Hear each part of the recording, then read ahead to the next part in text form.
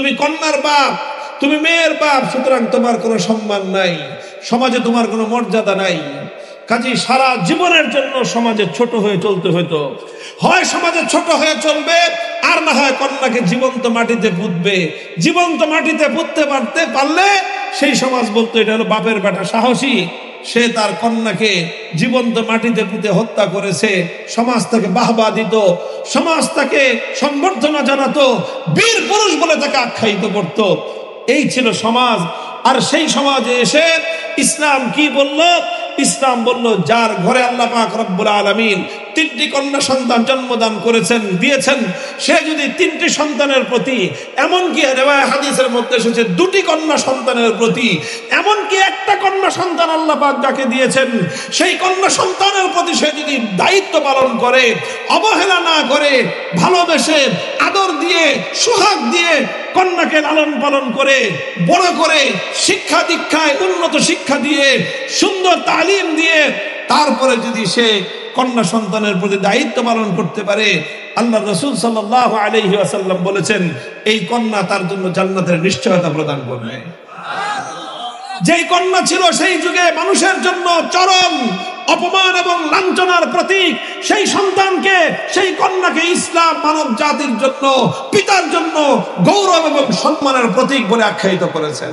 মহিলারা মানুষ না শয়তান, নাউযুবিল্লাহি মিন যালিক। অধিকাংশ ইউরোপিয়ানদের দৃষ্টিভঙ্গি ছিল যে নারীরা মানুষ না, এরা হলো শয়তানের জাত। এই হলো ইহুদিদের অবস্থা, এই হলো খ্রিস্টানদের অবস্থা, এই হলো হিন্দুদের অবস্থা, এই হলো জাহিলি যুগের মুশরিকদের অবস্থা। সারা পৃথিবীতে সমগ্র জাতিগুলো নারী অধিকার নিয়ে ছিনিমিনি খেলেছে, নারীদেরকে আল্লাহ প্রদত্ত অধিকার থেকে বঞ্চিত করেছে, নারীদেরকে চরম অপমান অমর্যাদা করেছে। পৃথিবীতে একমাত্র ধর্ম ইসলাম, এই ধর্ম সর্বপ্রথম ঘোষণা করেছে আল জান্নাতু তাহতা আকদামিল উম্মাহাত, গোটা পুরুষ জাতির জান্নাত নারীর পায়ের নিচে। এই সেদিনও হিন্দু ধর্মের মধ্যে সতীদাহের মতো বর্বর প্রথা ছিল। একজন নারী সতী কিনা সতীত্বের প্রমাণ দিতে হতো কিভাবে? সেই নারীর যদি স্বামী মারা যায়, স্বামী মারা গেলে মৃত একজন মানুষকে চিতার মধ্যে জ্বলন্ত আগুন দিয়ে পোড়ানো হয়। স্বামী মারা গেলে স্বামীর স্ত্রী যদি সতী হয়, তাহলে জীবন্ত সেই স্ত্রীকেও স্বামীর সাথে আগুনে পুড়িয়ে হত্যা করা, এটা ছিল তাদের ধর্মীয় বিধান। রাসূল সাল্লাল্লাহু আলাইহি ওয়াসাল্লাম একটু বিরক্ত হয়ে গেলেন। বিরক্ত হয়ে বললেন যে সেই সব দিনের কথা তোমরা ভুলে গেছো, সেই সব দিনের কথা তোমরা ভুলে গিয়েছো। এই পৃথিবীর বিভিন্ন সমাজ ব্যবস্থা নারীদেরকে কি ধরনের নিষ্পেষণ, কি ধরনের জুলুম, নির্যাতন আর মানবেতর জীবন যাপন করতে বাধ্য করত। ইসলাম এসে তোমাদেরকে সেই ধরনের চরম জাহেলিয়াতপূর্ণ অমানবিক এক একটা বিধান থেকে তোমাদেরকে কিভাবে মুক্ত করে স্বাধীনতার কিরকম স্বাদ এনে দিয়েছে, সেই কথা তোমরা ভুলে গিয়েছো। বলে অকাল মৃত্যু। উলামায়ে কেরাম ইসলামী আকীদার ভিত্তিতে এই অকাল মৃত্যু শব্দটাকে এটাকে প্রত্যাখ্যান করে থাকে। অকাল মৃত্যু বলতে কোনো মৃত্যু নাই, বরং প্রত্যেকটা মৃত্যুই তার নির্ধারিত সময়েই সংঘটিত হয়। কোরআনে কারীমের অসংখ্য জায়গায় আল্লাহ পাক রব্বুল আলামিন এই কথা বলেছেন, ইন্নামা আমরুহু ইজা জা আজালুহুম ফালা ইস্তাখিরুনা সাআতান ওয়ালা ইস্তাকদিমুন। যখন যার মৃত্যুর সময় চলে আসবে, এক মুহূর্ত আগেও হবে না, এক মুহূর্ত বিলম্বেও হবে না। প্রত্যেকের জন্য নির্ধারিত মৃত্যুর সময়েই প্রত্যেকটা মানুষ মৃত্যুবরণ করবে। এবং হাদিসের মধ্যে, অসংখ্য হাদিসের মধ্যে এই ধরনের তথ্য বর্ণিত হয়েছে যে মানুষের সন্তান যখন মাতৃগর্ভে যখন মানুষের সন্তানের ভ্রূণ তৈরি হয়, যখন মায়ের গর্ভে মায়ের সন্তানের ভ্রূণের 4 মাস বয়স অতিক্রান্ত হয়, 3 চিল্লা 3 চারা 3টা 40 দিন যখন অতিক্রান্ত হয়, তো কয় মাস হয়? 4 মাস হয়। 3 চিল্লা কয় মাস? 4 মাস। 4 মাস যখন অতিক্রান্ত হয়, আল্লাহর পক্ষ থেকে একজন ফেরেশতা আগমন করে, মায়ের গর্ভে আসে, এসে ওই সন্তানের জন্য কয়েকটা জিনিসকে সে লিপিবদ্ধ করে দিয়ে যায়।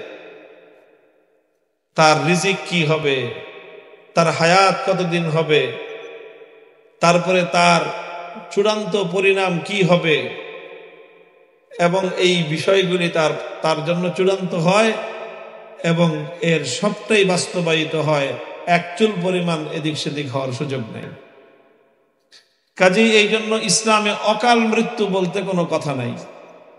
যার মৃত্যু 1 বছরে হয় তারটাও নির্ধারিত সময়ে, যার মৃত্যু 100 বছরে হয় তারটাও নির্ধারিত সময়ে মৃত্যু হয়।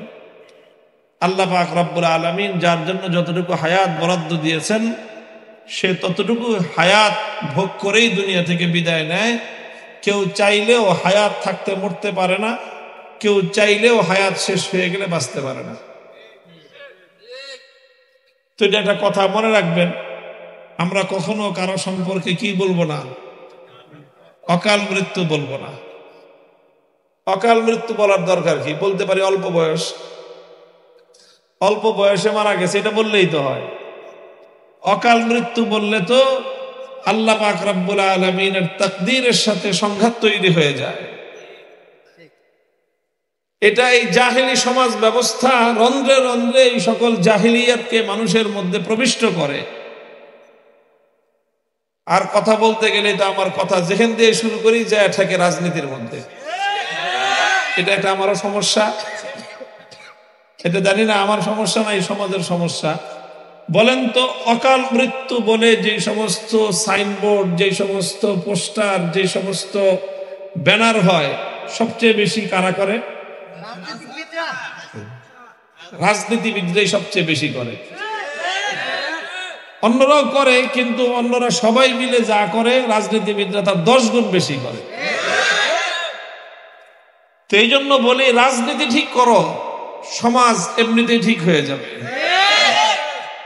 রাজনীতির মাধ্যমে সমাজের নেতৃত্ব নির্ধারণ হয়, রাজনীতির মাধ্যমে সমাজ কোন দিকে পরিচালিত হবে সেটা নির্ধারিত হয়, রাজনীতির মাধ্যমে রাষ্ট্র এবং সমাজের সংবিধান তৈরি হয়, রাজনীতির মাধ্যমে সমাজের প্রত্যেকটা জিনিসের গতিপথ নির্ধারিত হয়।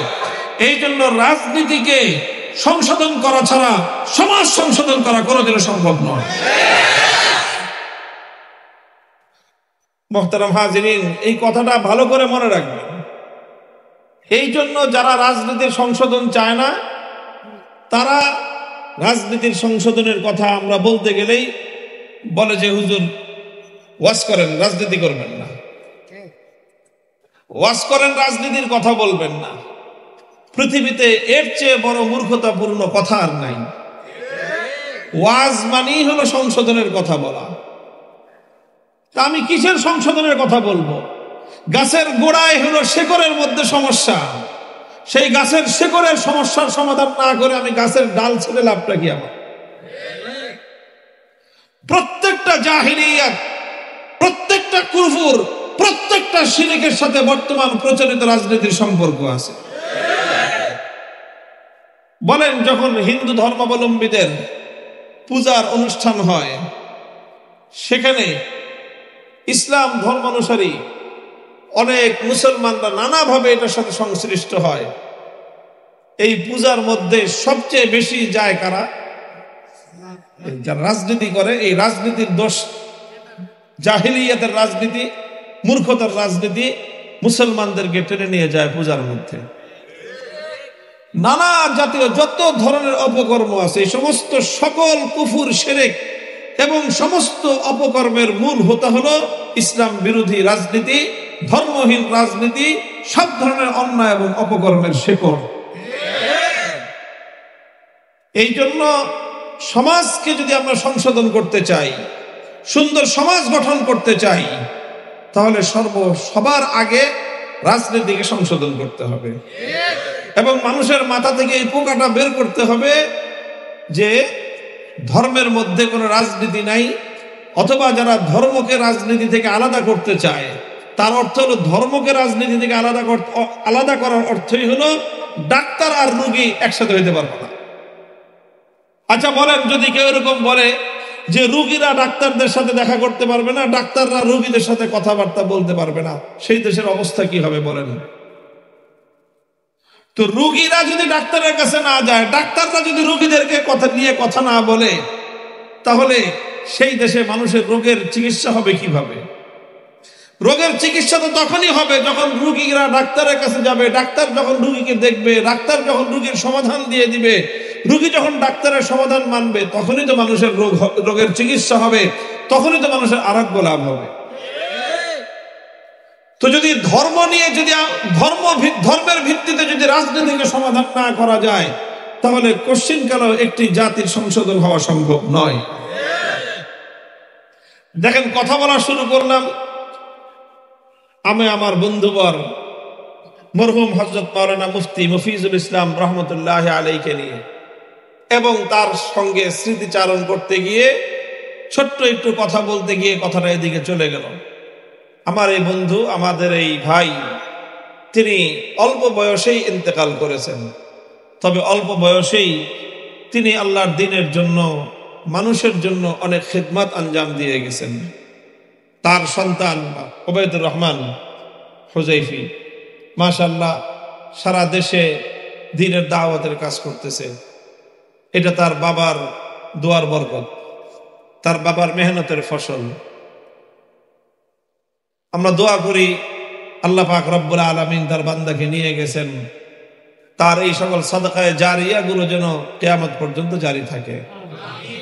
তিনি মাদ্রাসা কায়েম করে গেছেন, সুন্দর একটা পরিবার রেখে গেছেন, যেই পরিবারের মাধ্যমে এলাকার মানুষের দ্বীনি ফায়দা হয়, মানুষ দ্বীন জানতে পারে, মহিলাদের মধ্যে ব্যাপকভাবে তালিম এবং ব্যাপকভাবে দ্বীনের দাওয়াতের কাজ হয়।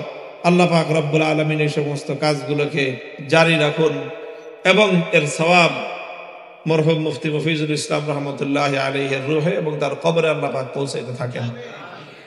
মুহতারাম হাজিরিন, আমি আপনাদের সামনে কোরআনে কারীমের একটি আয়াত তেলাওয়াত করেছি। খুব সুদীর্ঘ কোনো আলোচনা আমি আপনাদের সামনে করব না, কয়েকটা কাটা কাটা কথা বিভিন্ন বিষয়ে বলবো। প্রথম একটা বিষয় প্রসঙ্গক্রমে বলে ফেললাম, সেটা হলো যে দেখেন, যে আমরা যতক্ষণ পর্যন্ত গাছের গোড়ায় আমরা সমাধান না করব, শুধু গাছের ডালপালায় সমাধান করে কোশ্চিনকালেও পূর্ণ সমস্যার সমাধান হওয়া সম্ভব নয়। এই জন্য আমাদেরকে রাজনৈতিকভাবে সচেতন হতে হবে। কোন মুসলমান ধর্মহীন রাজনীতিতে সম্পৃক্ত হতে পারে না। হ্যাঁ, মুসলমান রাজনীতি না করে থাকতে পারে, সক্রিয়ভাবে রাজনীতি করলো না, কিন্তু মুসলমান যদি রাজনীতি করে, ইসলামী রাজনীতি করতে হবে, কোরআনের রাজনীতি করতে হবে এবং ইসলামকে কায়েম করার জন্যই তার রাজনীতি করা উচিত। রাজনৈতিকভাবে সচেতনতা প্রয়োজন জাতির। আল্লাহ পাক রব্বুল আলামিন কোরআনে কারীমের যে আয়াতটুকু আমি তেলাওয়াত করেছি, সেই আয়াতের মধ্যে আল্লাহ পাক রব্বুল আলামিন বিশেষ একটা কথা উল্লেখ করেছেন নারী জাতি সম্পর্কে। একটা হাদিসের মধ্যে একদিন একজন মহিলা এসে রাসূল সাল্লাল্লাহু আলাইহি ওয়াসাল্লামের কাছে একটা মাসআলা জানতে চাইলেন, এবং সেই মাসআলা জানার ঢংটা এমন ছিল যে শরীয়তের বিধান থেকে সে একটু পাশ কাটতে চাইতেছে, পাশ কেটে যেতে চাইতেছে শরীয়তের বিধান। ইসলামী শরীয়তের মধ্যে বিধান আছে, আমরা জানি যে কোনো স্ত্রী যখন স্বামীহীনা হয়ে যায়, যেভাবেই হোক, স্বামী মারা যাক অথবা তার স্বামীর সঙ্গে বিচ্ছেদ হয়ে যাক, তখন সেই নারীকে ইদ্যত পালন করতে হয়। এই ইদ্যত পালন করাটা বাধ্যতামূলক।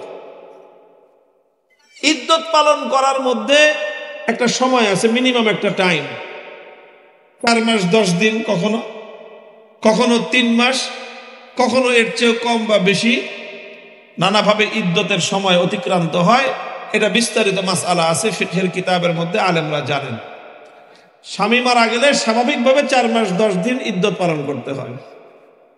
ইদ্যত পালন টাইমে কিছু বিধি নিষেধ আছে, সেই সমস্ত বিধি নিষেধগুলো পালন করতে হয়। তার মধ্যে একটা বিধিনিষেধ হলো কোনো সুগন্ধি ব্যবহার করতে পারবে না, স্বাভাবিকভাবে সুগন্ধি। দ্বিতীয় বিধান হলো অপ্রয়োজনে সাজসজ্জা অবলম্বন করতে পারবে না, সাজতে পারবে না অপ্রয়োজনে। হ্যাঁ, যদি কিছুর প্রয়োজন হয়, মাথায় তেল ব্যবহার করতে হয় মাথা ব্যথার কারণে, সেই তেল ব্যবহার করতে পারবে। চোখে সমস্যা হয়ে গেছে, চোখের চিকিৎসার জন্য সুরমা ব্যবহার করতে চায় হয়, চিকিৎসার হিসাবে সুরমা ব্যবহার করতে পারবে, কিন্তু সৌন্দর্য বর্ধনের জন্য চোখে কাজল ব্যবহার করতে পারবে না। এরকম কিছু বিধান আছে ইদ্দতের মধ্যে। তবে আমাদের দেশে যেটা প্রচলিত আছে আবার, যে সাদা কাপড় পরতে হবে, রঙিন কাপড় পরতে পারবে না, এটা নাই, এটা ইসলামী শরীয়তে নাই। ইসলামের শরীয়তে আছে যে অপ্রয়োজনীয় সাজসজ্জা অবলম্বন করতে পারবে না। ইদ্দতের সময় নারীরা একান্ত প্রয়োজন ছাড়া ঘরের বাইরে, যেখানে তার স্বামী মারা গেছে সেই জায়গা থেকে অন্য জায়গায় যেতে পারবে না। এই মোটা মোটা কয়েকটা বিধান, যে সে স্থানান্তরিত হতে পারবে না প্রয়োজন ছাড়া। 2 নম্বর হলো সে সাজসজ্জা অবলম্বন করতে পারবে না। 3 নম্বর সুগন্ধি ব্যবহার করতে পারবে না। হ্যাঁ, সুগন্ধি ব্যবহার করতে পারবে না এর অর্থ এই না যে দুর্গন্ধ নিয়ে থাকবে, পরিষ্কার পরিচ্ছন্ন থাকবে, গোসল করবে, সাবান ব্যবহার করবে, এক্সট্রা পারফিউম ব্যবহার করতে পারবে না। এই হলো শরীয়তের মধ্যে মাসালা। তো এক মহিলা আসলো রাসূল আকরাম সাল্লাল্লাহু আলাইহি ওয়াসাল্লামের নিকট ইদ্দত চলাকালীন সময় সম্পর্কে জানার জন্য, এবং সে বারবার আল্লাহর নবীর কাছে ঘুরায় পেঁচায় একটা জিনিস জানতে চাইতেছিল, যে কোনোভাবে বলতে চাইতেছিল যে আমি সুগন্ধি ব্যবহার না করলে আমার খুব সমস্যা হয়, এই হয় সেই হয়। সে ঘুরায় পেঁচায় সে সুগন্ধি ব্যবহার করার পারমিশন চাইতেছিল। আল্লাহর নবী যেন তাকে ইদ্দত চলাকালীন সময়ে সুগন্ধি ব্যবহারের পারমিশনটা দিয়ে দেন। 2-3 বার ঘুরায় পেঁচায় প্রশ্ন করার পরে আল্লাহর নবী তো বুঝে ফেলছেন যে মহিলার ধান্দা তো ভিন্নটা, তার আসলে কোনো সমস্যা নাই। আল্লাহ পাক রব্বুল আলামিন যে বিধানটা রাখছেন, সে এখন ওই বিধানটাকে পাশ কাটায় ইদ্দত চলাকালীন সময়ও সে পারফিউম ব্যবহার করার একটা সুযোগ সন্ধান করতে চাচ্ছে। রাসূল সাল্লাল্লাহু আলাইহি ওয়াসাল্লাম একটু বিরক্ত হয়ে গেলেন। বিরক্ত হয়ে বললেন যে সেই সব দিনের কথা তোমরা ভুলে গেছো, সেই সব দিনের কথা তোমরা ভুলে গিয়েছো। এই পৃথিবীর বিভিন্ন সমাজ ব্যবস্থা নারীদেরকে কি ধরনের নিষ্পেষণ, কি ধরনের জুলুম, নির্যাতন আর মানবেতর জীবন যাপন করতে বাধ্য করত। ইসলাম এসে তোমাদেরকে সেই ধরনের চরম জাহেলিয়াতপূর্ণ অমানবিক এক একটা বিধান থেকে তোমাদেরকে কিভাবে মুক্ত করে স্বাধীনতার কিরকম স্বাদ এনে দিয়েছে, সেই কথা তোমরা ভুলে গিয়েছো। এরপরে রাসূল আকরাম সাল্লাল্লাহু আলাইহি ওয়াসাল্লাম নিজেই বর্ণনা করলেন যে আগে ইসলাম দুনিয়াতে আগমন করার আগে মানব সমাজের মধ্যে নারীদের সাথে কিরকম আচরণ করা হতো, নারীদের সঙ্গে কি ব্যবহার করা হতো। নবী আকরাম সাল্লাল্লাহু আলাইহি ওয়াসাল্লাম বললেন, আরবের রীতি ছিল কোনো একজন মেয়ের যদি তার স্বামী মারা যেত, তো তাহলে তার ইদ্দত পালন করার জন্য ভয়াবহ এক অমানবিক ব্যবস্থা এবং সিস্টেম সেখানে কার্যকর ছিল। কি করতে হতো? তাকে স্বাভাবিক পরিবারের অন্য কোনো মানুষের সাথে তার একসাথে থাকা চলতো না। সমস্ত মানুষ থেকে সেপারেট হয়ে, বিচ্ছিন্ন হয়ে একটা ছোট ঝুপড়ি ঘরের মধ্যে তার থাকতে হতো। 4 মাস 10 দিন পর্যন্ত ছোট্ট একটা ঝুপড়ি ঘরের মধ্যে তার একা থাকতে হবে, সেখানে কেউ তার সাথে থাকতে পারবে না, এরকম একটা সিস্টেম ছিল। সেই ঘরের মধ্যে 4 মাস 10 দিন পর্যন্ত গোসল করতে পারবে না, 4 মাস 10 দিন পর্যন্ত পরিচ্ছন্নতা অবলম্বন করতে পারবে না। তার শরীরের মধ্যে নানা রকমের রোগ জীবাণু, নানা ধরনের ময়লা আবর্জনা জমতে থাকবে, জমতে থাকবে, জমতে থাকবে। এই অবস্থায় ওই ঝুপড়ি একটা কুড়ে ঘরের মধ্যে একা একটা মহিলা মানুষ থাকবে। তাকে উন্নত মানের কোনো খাবার দেওয়া হবে না, কোন রকম জীবন রক্ষা করার জন্য সামান্য কিছু নিম্নমানের খাবার তাকে পরিবেশন করা হতো। এরপরে যখন 4 মাস 10 দিন হয়ে যেত, 4 মাস 10 দিন পর্যন্ত যদি একজন মানুষ গোসল না করে, বিশেষ করে একটা মহিলা মানুষ যদি গোসল না করে, এই সময়টায় তাদের শারীরিক কত ধরনের পিরিয়ড যায়, কত ধরনের অবস্থান যায়, সেই কোনো গোসল করতে পারতো না। গোসল না করতে করতে তার সারা শরীরের মধ্যে ময়লার একটা স্তরণ পড়ে যেত, ময়লার একটা আবরণ পড়ে যেত। এখন সে যখন বের হয়ে আসতো, তখন তাকে 2টা জিনিস দেওয়া হতো বের হওয়ার সময়। 1 নম্বর হলো একটা প্রাণী তার সামনে আনা হতো, হয় ছাগল অথবা পাঠা অথবা কুকুর অথবা একটা পাখি, এটা তার কাছে দেওয়া হতো। দিলে তারপরে সে ওইটার সঙ্গে তার শরীর ঘষত। ওই প্রাণীটার সাথে শরীর ঘষে ঘষে শরীরের ময়লাগুলি ফেলতে হতো। গোসল করে ময়লা দূর করতে পারতো না। কুত্তার সাথে ঘষে, ছাগলের সাথে গা ঘষে ঘষে শরীরের এই সমস্ত 4 মাসে যে ময়লার স্তর তার শরীরের মধ্যে পড়েছে, এই ময়লার আবরণগুলো শরীর থেকে ফেলতে হতো। অধিকাংশ সময় দেখা যেত যে 4 মাস পর্যন্ত এই শরীরের মধ্যে এই ধরনের জীবাণুগুলো বাসা বাঁধতে বাঁধতে এমন বিষাক্ত হয়ে গেছে, যেই প্রাণীটা যেই পাখিটার সাথে ঘষাঘষি করছে বিষাক্ত ক্রিয়ায় ওই প্রাণীটা মারা যেত, প্রাণীটা পর্যন্ত বেঁচে থাকতে পারতো না। এই অবস্থায় ওই মহিলা ইদ্যত শেষ করে ঘর থেকে যখন বের হইতো, তখন তার হাতে বকরির লেদা অথবা গরুর লেদা দেওয়া হইতো, উটের লেদা তার হাতে দেওয়া হইতো। সেই উটের লেদা 2 হাতে নিক্ষেপ করতে করতে ঘর থেকে বের হয়ে আসতো। এই লেদা নিক্ষেপ করা দেখতে মানুষ বুঝতো যে তার ইদ্যত শেষ হয়েছে। এই ছিল অবস্থা। এটা শুধুমাত্র ইদ্যত পালনের একটা অবস্থা ছিল সেই যুগে। এটা মক্কার কুরাইশদের মধ্যে, আরবের মুশরিকদের মধ্যে এই রীতি ছিল, ইহুদিদের মধ্যে রীতি ছিল। ইহুদিরা এতটাই, আজকে যারা সারা দুনিয়ার নিউ ওয়ার্ল্ড অর্ডার, আজকের দুনিয়ার আধুনিক সভ্যতার বিনির্মাণ করেছে, যারা নতুন সভ্যতার দাবিদার, সারা দুনিয়া যাদের কথায় চলে, সারা দুনিয়ার নিয়ন্ত্রণ যেই সকল ইহুদিদের হাতে, তাদের ইতিহাস পড়ুন। তারা নারীদের সঙ্গে কি আচরণ করত, তারা নারীদেরকে কতটুকু মর্যাদা এবং কতটুকু অধিকার দিত। ইহুদিদের ধর্ম মতে তাদের বিধান ছিল, নারীদের যখন তাদের মাসিক পিরিয়ড চলতে থাকে, ওই সময়ে কোনো পুরুষের সাথে, স্বামীর সাথে এক ঘরে থাকতে পারতো না। এক ঘরে একসাথে খাবার খাওয়া নিষেধ ছিল, এক বিছানায় শোয়া নিষেধ ছিল, সব কিছু সেপারেট থাকতে হতো। এরপরে শরীর পবিত্র হলে তারপরে স্বামীর সঙ্গে দেখা করতে পারত। এইরকম ছিল তাদের অবস্থা। নারীদেরকে তারা এরকম কোণঠাসা করে রাখতো তাদের সমাজে। ইহুদিদের কথা বলতেছি। এই হিন্দু ধর্মের মধ্যে কি ধরনের ধর্মীয় বিধান ছিল আপনারা জানেন? এই সেদিনও হিন্দু ধর্মের মধ্যে সতীদাহের মতো বর্বর প্রথা ছিল। একজন নারী সতী কিনা, সতীত্বের প্রমাণ দিতে হতো কিভাবে? সেই নারীর যদি স্বামী মারা যায়, স্বামী মারা গেলে মৃত একজন মানুষকে চিতার মধ্যে জ্বলন্ত আগুন দিয়ে পোড়ানো হয়। স্বামী মারা গেলে স্বামীর স্ত্রী যদি সতী হয়, তাহলে জীবন্ত সেই স্ত্রীকেও স্বামীর সাথে আগুনে পুড়িয়ে হত্যা করা, এটা ছিল তাদের ধর্মীয় বিধান। মুহতারাম হাজিরিন, এরকম পৃথিবীর বিভিন্ন ধর্মে, খ্রিস্টানদের মধ্যে, গোটা ইউরোপে শত শত বছর পর্যন্ত নারীদের ব্যাপারে তারা বিতর্ক করত যে মহিলারা মানুষ না শয়তান। নাউজুবিল্লাহি মিন যালিক। অধিকাংশ ইউরোপিয়ানদের দৃষ্টিভঙ্গি ছিল যে নারীরা মানুষ না, এরা হলো শয়তানের জাত। এই হলো ইহুদিদের অবস্থা, এই হলো খ্রিস্টানদের অবস্থা, এই হলো হিন্দুদের অবস্থা, এই হলো জাহিলি যুগের মুশরিকদের অবস্থা। সারা পৃথিবীতে সমগ্র জাতিগুলো নারী অধিকার নিয়ে ছিনিমিনি খেলেছে, নারীদেরকে আল্লাহ প্রদত্ত অধিকার থেকে বঞ্চিত করেছে, নারীদেরকে চরম অপমান অমর্যাদা করেছে। পৃথিবীতে একমাত্র ধর্ম ইসলাম, এই ধর্ম সর্বপ্রথম ঘোষণা করেছে আল জান্নাতু তাহতা আকদামিল উম্মাহাত, গোটা পুরুষ জাতির জান্নাত নারীর পায়ের নিচে। চ্যালেঞ্জ করে বললাম, আমার নবী বিশ্ব নবী মুহাম্মদ আরবি সাল্লাল্লাহু আলাইহি ওয়াসাল্লাম যেই ঘোষণা দিয়েছেন, পৃথিবীর অন্য কোন ধর্ম প্রণেতা, অন্য কোন আদর্শের মধ্যে নারীকে এত উচ্চ মর্যাদা প্রদান করা হয় নাই।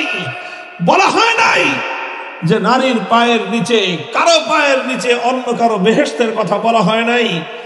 একমাত্র বলা হয়েছে মায়ের পায়ের নিচে সন্তানের বেহেশত। মুহতারাম হাজিরিন, অসংখ্য অগণিত বিধান কোরআনে কারীমের মধ্যে আল্লাহ পাক রব্বুল আলামিন স্বয়ং নিজে উল্লেখ করেছেন। ওয়াইদা বুশিরা আহাদুহুম বিল উনসা যাল্লা ওয়াজহুহু মুসওয়াদ্দান ওয়া হুয়া কাযীম ইয়াতাওয়ারা মিনাল কওমি মিন সুই মা বুশিরা বিহি আয়ুমসিকুহু আলা হুনিন আম ইয়াদুসসুহু ফিত তুরাব আলা সাআ মা ইয়াহকুমুন। আল্লাহ বলেন যে আর আগের যুগটা কেমন ছিল, কোন যুগ থেকে ইসলাম মানবতাকে কোন পর্যায়ে উন্নীত করেছে দুনিয়ার মানুষ ভুলে যেও না। ভুলে যেও না যে মানুষ তার অতীতের ইতিহাস ভুলে যায়, সে কোনোদিন ভবিষ্যতে উন্নতি করতে পারে না। অতীতের অন্ধকার থেকে কিভাবে তোমাকে ইসলাম আলোর দিকে নিয়ে আসলো, ইসলামের প্রতি কৃতজ্ঞতা বোধ যদি মানব জাতি ভুলে যায়, সেই মানব জাতি হবে বিশ্বাসঘাতক এবং গাদ্দারের জাতি। মনে রাখবেন, গাদ্দারের জাতি পৃথিবীতে বাহ্যিকভাবে যতই উন্নতি করুক না কেন, যত সম্পদের মালিক হয়ে যাক, যত বড় ব্যবসা বাণিজ্য করুক, যত সুন্দর রাস্তাঘাট তৈরি করুক, যত সুন্দর বাড়িঘর তৈরি করুক, আলিশান দালান নির্মাণ করুক, গাদ্দার এবং বিশ্বাসঘাতকরা পৃথিবীতে কোনোদিন মাথা উঁচু করে দাঁড়াতে পারে না। গাদ্দারি এটা এমন একটা দোষ, এমন একটা ত্রুটি মানুষের, যার মধ্যে গাদ্দারির স্বভাব আছে। এই গাদ্দারি আর বিশ্বাসঘাতকতার স্বভাবের কারণে তার মধ্যে হাজারটা গুণ থাকলেও এক গাদ্দারির কারণে সমস্ত গুণ ঢাকা পড়ে যায়। মানুষের সব দোষ মাফ করা যায়। বলেন, আপনার একটা কর্মচারী অথবা আপনার একজন ভাই ভুল করে অনেক বড় ক্ষতি করে ফেলেছে আপনি যদি জানেন যে ভুল করে করছে, যা মাফ করে দিলাম, তুই ভুল করে করেছিস।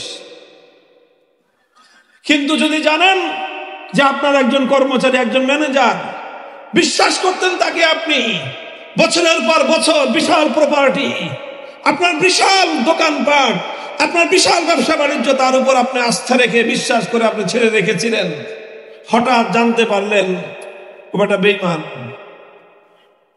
বেঈমান, এরপরে কোনোদিন আপনি তাকে আর ক্ষমা করবেন না এবং তার সঙ্গে কোনোদিন সম্পর্ক রাখবেন না। যারা বিশ্বাসঘাতকের উপর বিশ্বাস করে, গাদ্দারি করার পর যারা এই গাদ্দারির অপরাধ ক্ষমা করে দেয়, তারাও কোনোদিন উন্নতি করতে পারে না। সব অপরাধের ক্ষমা আছে, গাদ্দারি এবং বিশ্বাসঘাতকতার অপরাধের ক্ষমা নাই। যে জাতি যারা ইসলামের সঙ্গে আল্লাহ প্রদত্ত এই মানবিক অধিকার পায়াও, ইসলাম প্রদত্ত মানুষকে, নারীকে যে অধিকার দিয়েছে, সেই অধিকার পাওয়ার পর যদি কেউ ইসলামের সঙ্গে গাদ্দারি করে, তার দ্বারা পৃথিবীর কোন জাতির কল্যাণ হতে পারে না। আল্লাহর কোরআন বলেছে সেই জাতির অবস্থা কেমন ছিল যখন তাদের কাউকে বলা হতো, বুশরা আহাদুহুম বিল উনসা, তোমার কন্যা সন্তান জন্ম হয়েছে, তোমার স্ত্রী কন্যা সন্তান প্রসব করেছে। এই কথাটা শোনার সাথে সাথে মানুষের প্রতিক্রিয়া কি হতো? জল্লা ওয়াজহুহু মুসওয়াদ্দান, প্রথম প্রতিক্রিয়া হতো তার চেহারাটা কালো হয়ে যেত। ওয়াহুয়া কাযীব, সে রাগে ক্ষোভে ফেটে পড়তো, বলতো যে এত বড় কথা যে আমার মতো মানুষের ঘরে কন্যা সন্তান হয়েছে। এই অপমান এবং ক্ষোভে সে ফেটে পড়তো। আয়ুমসিকুহু আলা হুনিন আম ইয়াদুসসুহু ফিত তুরাব, এখন তার সামনে দুইটা রাস্তা খোলা। যার ঘরে কন্যা সন্তান জন্ম হতো তার রাস্তা কয়টা থাকতো? কয়টা রাস্তা? কোরআন বলতেছে তার সামনে দুইটা রাস্তা খোলা থাকতো। এক নম্বর রাস্তা আয়ুমসিকুহু আলা হুনিন, আরেক নম্বর রাস্তা আম ইয়াদুসসুহু ফিত তুরাব। হয় সেই মেয়েটাকে, সেই কন্যাকে তার আতুর ঘরেই অথবা জীবন্ত অবস্থায় তাকে মাটির মধ্যে গেঁথে, মাটির মধ্যে জীবন্ত কবর দিয়ে তাকে হত্যা করত। এটা ছিল একটা রাস্তা। আর একটা রাস্তা হলো যে না, কোনোভাবে যদি এই কন্যাকে হত্যা না করত, তাহলে তাকে সারা জীবনের জন্য সমাজে মাথা নত করে চলতে হইতো। সমাজ বলতো যে তুমি আর যাতে থাকো নাই। কেন? কারণ তোমার ঘরে কন্যা আছে, তুমি কন্যার বাপ, তুমি মেয়ের বাপ, সুতরাং তোমার কোনো সম্মান নাই, সমাজে তোমার কোনো মর্যাদা নাই। কাজে সারা জীবনের জন্য সমাজে ছোট হয়ে চলতে হইতো। হয় সমাজে ছোট হয়ে চলবে, আর না হয় কন্যাকে জীবন্ত মাটিতে পুঁতবে। জীবন্ত মাটিতে পুঁততে পারলে সেই সমাজ বলতো এটা হলো বাপের বেটা সাহসী, সে তার কন্যাকে জীবন্ত মাটিতে পুঁতে হত্যা করেছে, সমাজ তাকে বাহবা দিত, সমাজ তাকে সম্বর্ধনা জানাতো, বীর পুরুষ বলে তাকে আখ্যায়িত করত। এই ছিল সমাজ। আর সেই সমাজে এসে ইসলাম কি বলল? ইসলাম বলল, যার ঘরে আল্লাহ পাক রব্বুল আলামিন 3টি কন্যা সন্তান জন্মদান করেছেন, দিয়েছেন, সে যদি 3টি সন্তানের প্রতি, এমনকি রিওয়ায়াত হাদিসের মধ্যে এসেছে 2টি কন্যা সন্তানের প্রতি, এমনকি একটা কন্যা সন্তান আল্লাহ পাক যাকে দিয়েছেন সেই কন্যা সন্তানের প্রতি সে যদি দায়িত্ব পালন করে, অবহেলা না করে, ভালোবেসে আদর দিয়ে সোহাগ দিয়ে কন্যাকে লালন পালন করে বড় করে শিক্ষা দীক্ষায় উন্নত শিক্ষা দিয়ে সুন্দর তালিম দিয়ে তারপরে যদি সে কন্যা সন্তানের প্রতি দায়িত্ব পালন করতে পারে, আল্লাহ রাসূল সাল্লাল্লাহু আলাইহি ওয়াসাল্লাম বলেছেন এই কন্যা তার জন্য জান্নাতের নিশ্চয়তা প্রদান করবে। যেই কন্যা ছিল সেই যুগে মানুষের জন্য চরম অপমান এবং লাঞ্ছনার প্রতীক, সেই সন্তানকে, সেই কন্যাকে ইসলাম মানব জাতির জন্য, পিতার জন্য গৌরব এবং সম্মানের প্রতীক বলে আখ্যায়িত করেছেন। মুহতারাম হাজিরিন, ইসলাম এভাবেই কন্যা সন্তানদেরকে অধিকার দিয়েছে। শুধু একটা বিষয় দেখে এবং না বুঝে ইসলামের বিধান নিয়ে অনেকেই কটাক্ষ করে। উত্তরাধিকারের বিধান, উত্তরাধিকারের বিধানের ক্ষেত্রে একটা বিষয় আছে যে বাবা মায়ের সম্পদের মধ্যে সন্তানরা যখন অধিকার পায়, সেই অধিকার পাওয়ার ক্ষেত্রে পিতামাতার সম্পদের ভাগ পাওয়ার ক্ষেত্রে, পিতামাতার সন্তান সম্পদে উত্তরাধিকার মিরাজ পাওয়ার ক্ষেত্রে ভাই আর বোনের মধ্যে একটু পার্থক্য হয়, ছেলে মেয়ের মধ্যে পার্থক্য হয়। ছেলেকে ডবল 2 গুণ দেওয়া হয়, মেয়েকে অর্ধেক দেওয়া হয়। শুধু এই একটা জিনিস দেখে অনেকে ইসলামের ব্যাপারে ঘোরতর আপত্তি করে, বলে যে ইসলাম বৈষম্য করেছে।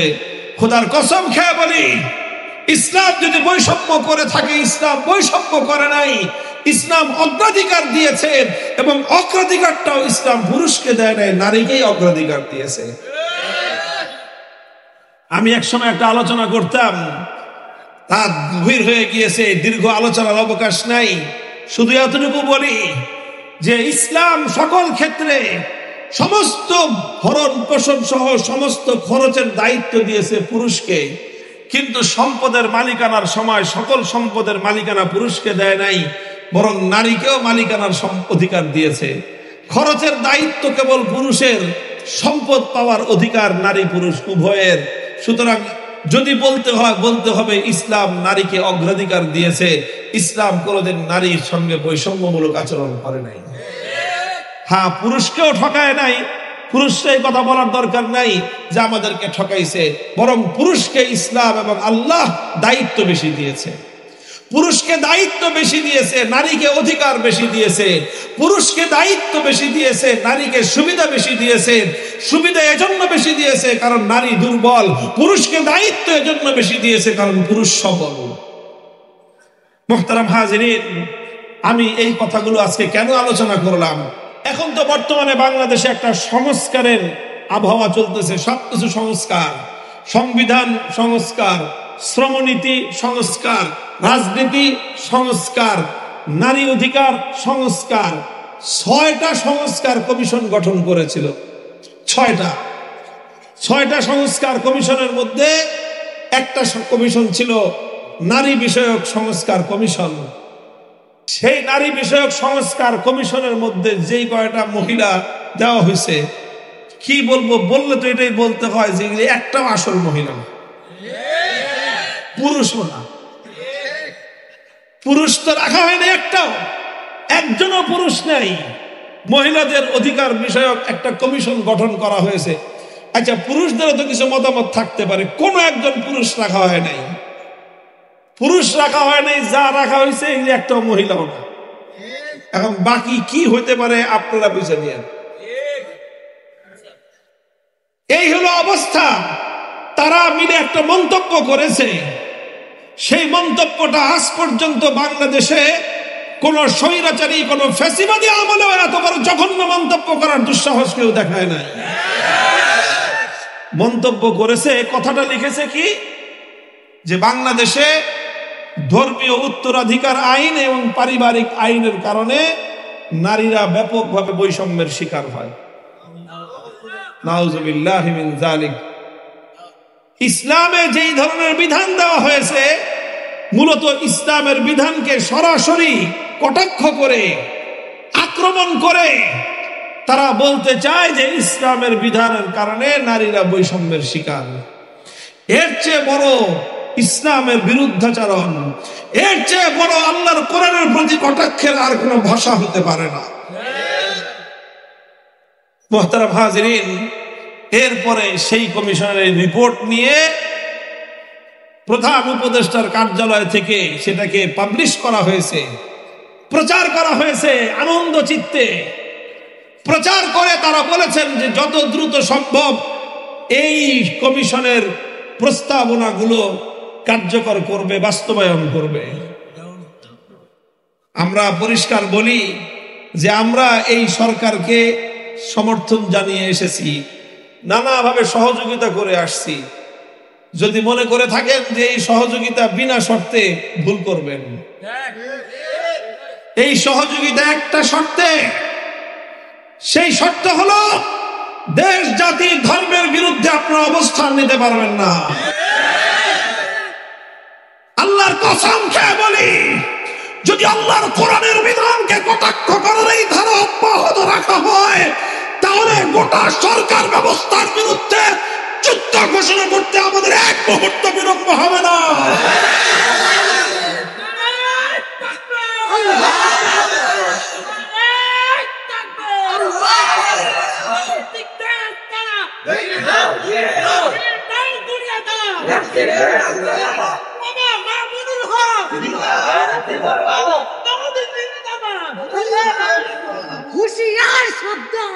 মুহতারাম হাজিরিন, ইসলাম যেই বিধান দিয়েছে আলহামদুলিল্লাহ, সেই বিধানের মাধ্যমে হাজার হাজার বছর পর্যন্ত সমাজের মধ্যে যে শৃঙ্খলা, যে সাম্য, যে শান্তি, যে ভারসাম্য তৈরি হয়ে আছে, পশ্চিমা সমাজ ব্যবস্থা থেকে আমাদের এই সমাজ ব্যবস্থাকে, পশ্চিমা অসভ্য কালচারকে আমদানি করে, পশ্চিমার বেরেল্লাপনা কালচার আমদানি করে, পশ্চিমাদের পরিবারবিহীন সমাজ ব্যবস্থাকে আমাদের দেশে আমদানি করে আমাদের পারিবারিক ব্যবস্থাকে ভেঙে চূর্ণ বিচূর্ণ করে দেওয়ার পায়তারা চলছে। আমাদের সমাজ ব্যবস্থা, ইসলাম যে সমাজ দিয়েছে, সেই সমাজে একজন নারী, একজন মহিলা, তার জীবনের 3টা স্তর। সে যতদিন পর্যন্ত বিবাহ না হবে, এটা হলো তার শৈশব এবং কৈশোরের কাল, বিবাহর আগ পর্যন্ত। এই সময়টা একজন নারীর সমস্ত ভরণ পোষণের দায়িত্ব হলো তার বাবা। একজন পুরুষের কিন্তু দায়িত্ব তার বাবার উপরে না। বাবা যে খাওয়ায়, এটা মাগনা, এমনি দয়া করে খাওয়ায়। ছেলে যখন সাবালক হয়ে যায়, বাপ যদি কয় যে তুই বাজারে গিয়ে চাকরি করে খা, বলার কিছু নাই, বাবা বলতে পারে, অধিকার আছে, খাওয়ায়, যে এটা ফাও খাওয়ায়, বাপ দয়া করে খাওয়ায়। কিন্তু মেয়েদেরকে বাপ চাইলেই বলতে পারবে না যে তুমি কামাই করে খাও। একটা মেয়ে বিবাহে না করা পর্যন্ত, যতক্ষণ পর্যন্ত সে স্বাবলম্বী না হচ্ছে, ভিন্ন বিকল্প ব্যবস্থা না হচ্ছে, ততদিন পর্যন্ত এই মেয়েটার ভরণ পোষণের দায়িত্ব তার বাবার উপর। এরপরে যখন বিয়ে হয়ে গেল, কবুল বলার সাথে সাথে, বিয়ে তো হয় 2 জনের, নারী আর পুরুষের, সুবিধাও 2 জনের, সব ধরনের ফ্যাসিলিটি 2 জনের, কিন্তু খরচ সব পুরুষের। 100% খরচ কার? পুরুষের। বিবাহের সাথে সংশ্লিষ্ট যত রকম খরচ সব ইসলাম কার দায়িত্বে দিয়েছে? পুরুষের দায়িত্বে দিয়েছে। ইসলাম বলেছে পুরুষরা দেনমোহর দিবে, মেয়েরা দেনমোহর পাবে। ইসলাম বলেছে বিবাহের সময় ওলিমা পুরুষের দায়িত্ব, বিবাহের আপ্যায়ন করা পুরুষের দায়িত্ব, মেয়ে পক্ষের আপ্যায়ন করার কোনো দায়িত্ব নাই। 3 নম্বর হলো বিয়ের পর থেকে যে থাকার ব্যবস্থা করা, ঘর দিবে স্বামী তার স্ত্রীর জন্য, এমন একটা ঘর দিবে যেই ঘরে স্ত্রী তার সমস্ত নিজস্ব স্বাধীনভাবে বসবাস করবে। স্বামীকে তার স্ত্রীর জন্য কাপড়ের ব্যবস্থা করতে হবে, খাবারের ব্যবস্থা করতে হবে, চিকিৎসার ব্যবস্থা করতে হবে। যত বিল সব পুরুষ দিবে, চাই সেই পুরুষ বড় লোক হোক, গরিব লোক হোক, সে দিনমজুর হোক, রিক্সা চালক হোক, তার স্ত্রীর ভরণ পোষণের দায়িত্ব স্বামীর। স্ত্রী যদি কোটিপতিও হয়, স্বামী যদি দিনমজুরও হয়, তবুও স্বামীর কাছ থেকে স্ত্রী ভরণ পোষণ পাবে। তাহলে মহারণা দিল পুরুষ, আপ্যায়ন করলো পুরুষ, ভরণ পোষণ নিল পুরুষ, সব খরচ করলো পুরুষ। তাহলে বিবাহের পর থেকে নারীর সম্পূর্ণ দায় দায়িত্ব পুরুষের উপর। আল্লাহ না করুন যদি স্বামী স্ত্রীর আগে মারা যায়, বার্ধক্যের সময়ে এই নারীর সমস্ত দায় দায়িত্ব তার ছেলে সন্তানের উপর। যতদিন পর্যন্ত ছেলে আছে, তার মায়ের ভরণ পোষণের দায়িত্ব এই ছেলের উপর। তাহলে একজন নারীর জীবন 3 পুরুষের কাঁধের উপর দিয়ে কেটে যায়। ছোটবেলায় বাবার হোটেল, যৌবনকালে স্বামীর হোটেল, বার্ধক্যের সময়ে ছেলের হোটেল। 3 পুরুষের কাঁধের উপর দিয়ে ফাও ফাও খেয়ে যাবে, শাহজাদির অবস্থায় জীবন যাপন করবে। বাপের কাছ থেকে, মায়ের কাছ থেকে, ভাইয়ের কাছ থেকে মিরাসের যা সম্পত্তি পাইছে সব সম্পত্তি নিজের খুশি মতো নিজের মতো ব্যবহার করবে। নারীর সম্পদে তার স্বামীর এক চুল পরিমাণ কোনো অধিকার নাই। বলেন, এরপরেও যদি কেউ বলে যে বৈষম্য হয়েছে, মনে করতে হবে তার মাথার মধ্যে সমস্যা আছে। মাথার মধ্যে ঘিলু নাই, ঘিলুর পরিবর্তে গোবর আছে। এত চমৎকার বিধান ইসলাম দিয়েছে। ইসলামের বিধান কার্যকর করো, সমাজ থেকে সমস্ত বৈষম্য দূর হয়ে যাবে। মুহতারাম হাজিরিন, এই কথা বলে বাংলাদেশের ধর্মপ্রাণ মুসলমানদের, আলেম ওলামাদের কলিজার মধ্যে আগুন ধরায় দিয়েছে।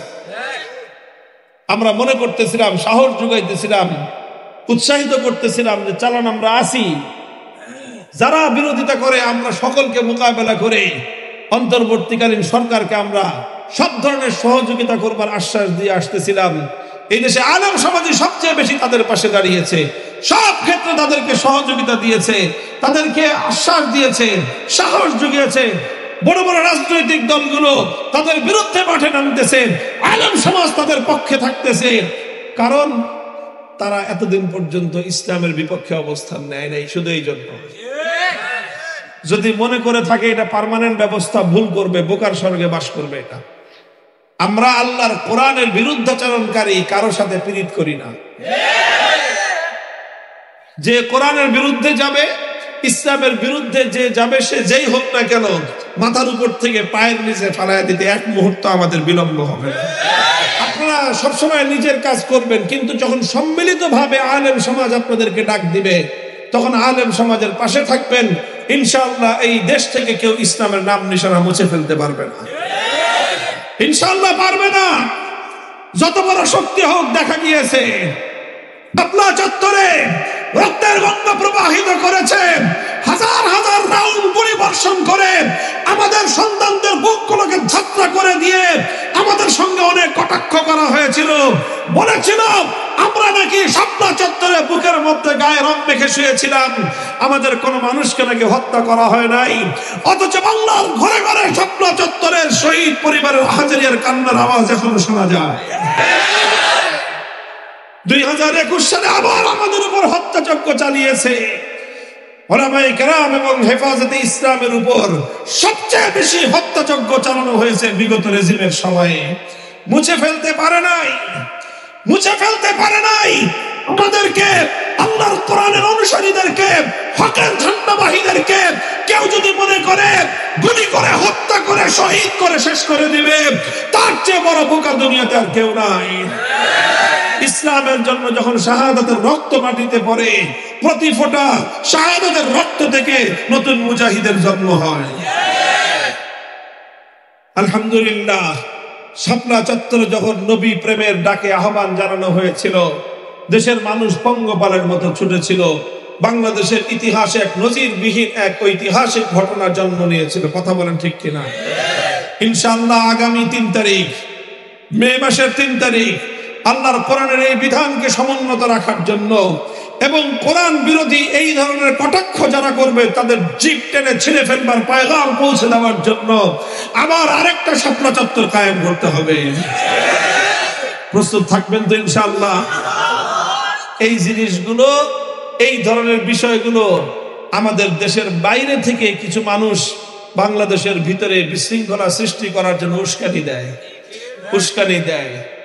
আর ওই দেশে মুসলমানদের শত শত বৎসরের ঐতিহ্য ওয়াকফুলিল্লাহ, মুসলমানরা তাদের ব্যক্তিগত সম্পত্তি আল্লাহর জন্য ওয়াকফ করে দেয়, যে এটা ধর্মের কাজ হবে, মসজিদের কাজ হবে, মাদ্রাসার কাজ হবে, ঈদগাহের কাজ হবে, কবরস্থানের কাজ হবে। এই ধরনের ওয়াকফের সম্পত্তি শত শত বছর ধরে বাংলাদেশেও আছে। বলেন আছে না নাই? ভারতে 6 লক্ষ একর জমি, ওয়াকফের জমি, মুসলমানরা তাদের নিজেদের অর্জিত সম্পত্তির জমি আল্লাহর জন্য ওয়াকফ করেছে। সেই জমির দিকে এখন দৃষ্টি পড়েছে হিন্দুত্ববাদী নরেন্দ্র মোদীর, এবং তারা মুসলমানদের এই ওয়াকফ সম্পত্তি কেড়ে নেওয়ার জন্য টালবাহানা করতেছে। তারা ওয়াকফ আইন সংশোধনী 2025 বিল পাশ করেছে তাদের সংসদে। এই বিলের মাধ্যমে তারা মুসলমানদের এই ওয়াকফ সম্পত্তিগুলোতে হিন্দুদের ভাগ বসাইতে চায়, অথচ তাদের মন্দিরের সম্পদে কিন্তু এক ছিটে ফোঁটা, এক কানা করিও মুসলমানদের ভাগ দিবে না। মুসলমানদের মসজিদ মাদ্রাসার জমিগুলো কেড়ে নেওয়ার জন্য নতুন পায় তারা শুরু করেছে। তারা, আমরা ভারতকে স্মরণ করায় দিতে চাই, 700 বছর ভারত কিন্তু শাসন আমরা করেছিলাম। দিল্লির শাহী মসজিদ আমরা তৈরি করেছিলাম, দিল্লির লাল কেল্লা মুসলমানদের তৈরি হয়েছে, দিল্লির শহর মুসলমানদের নগর, মুসলমানদের হাতে গড়া শহর, দিল্লির সভ্যতা মুসলমানদের সভ্যতা। দিল্লি এবং গোটা ভারতবর্ষের পাড়ায় পাড়ায়, ভারতবর্ষের জেলায় জেলায়, বিভিন্ন অঞ্চলে অঞ্চলে মুসলমানদের হাজার বছরের ইতিহাস এবং ঐতিহ্যের, কৃতজ্ঞতার সেই সকল নিয়ামতের এবং মুসলমানদের অবদানের নানা ধরনের তোমাদের স্মৃতি স্মারক আজও পর্যন্ত দাঁড়িয়ে আছে। এখন তোমরা সেই ভারতে মুসলমানদেরকে নানাভাবে কোণঠাসা করার, নির্মূল করার পায়তারা চালাচ্ছে। কথা বলেন ঠিক না বেঠিক? তারা বাবরি মসজিদ শহীদ করে ক্ষান্ত হয় নাই, সেখানে তারা রাম মন্দির নির্মাণ করেছে। মোহতারাম হাজিরিন, বাংলাদেশের মুসলমানরা বাবরি মসজিদ শহীদ করার পরেও চুপ থাকে নাই, ভারতের মুসলমানদের পাশে তারা দাঁড়িয়েছিল।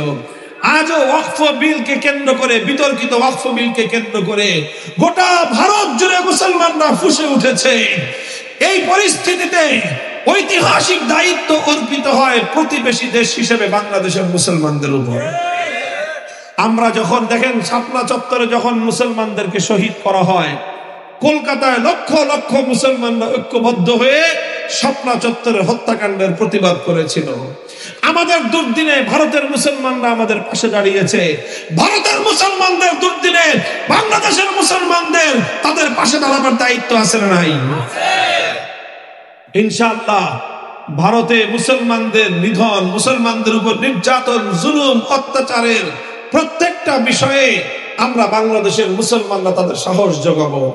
ভারত যদি এইভাবে অব্যাহতভাবে মুসলমানদের উপর নির্যাতন অব্যাহত রাখে, সেদিন বেশি দূরে নয় যেদিন ভারত ভেঙে খান খান হয়ে যাবে ইনশাআল্লাহ।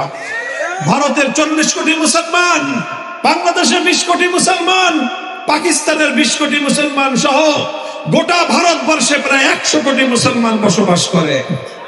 এই মুসলমানদেরকে যদি তারা হেয় প্রতিপন্ন করার চেষ্টা করে, এই মুসলমানদেরকে যদি তারা অপমান করার চেষ্টা করে, ভারতকে এর চরম মাসুল দিতে হবে ইনশাআল্লাহ।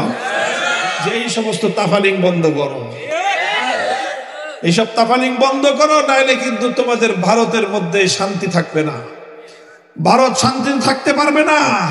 মুসলমানদের ঘরে ঘরে অশান্তির আগুন জ্বালায় তোমরা শান্তিতে থাকবা। আপনার পাশের ঘরে আগুন জ্বলতেছে, আপনি ঘুমাইতে পারবেন? প্রতিবেশীর ঘরে তোমরা আগুন জ্বালায়, মুসলমানদের ঘরে ঘরে আগুন জ্বালিয়ে তোমরা নিজেরা আরামে আয়েশে রাজত্ব চালাইবা, বাদশাহী করবা, সেই সুযোগ তোমাদেরকে মুসলমানরা দিবে না ইনশাআল্লাহ।